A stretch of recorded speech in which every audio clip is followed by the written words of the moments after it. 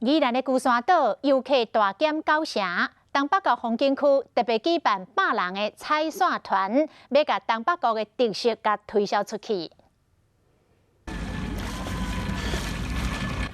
规定的海底伫水内游来游去，也搁不时会跳出水面，煞来搁载艺表演。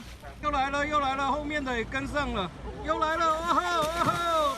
有没被喷到水？绝对有，绝对有。每当4月到9月，花游海底一直是龟山岛观光重要的卖点。今年拄好是龟山岛开放观光第20周年，不过受到新冠疫情的影响，对今年3月开放登岛以来，游客人数落9成，一天无到100个人。东北角风景区管理处即马为了重振观光，邀请旅游业者做为参与龟山岛搭线团，推广防疫旅游。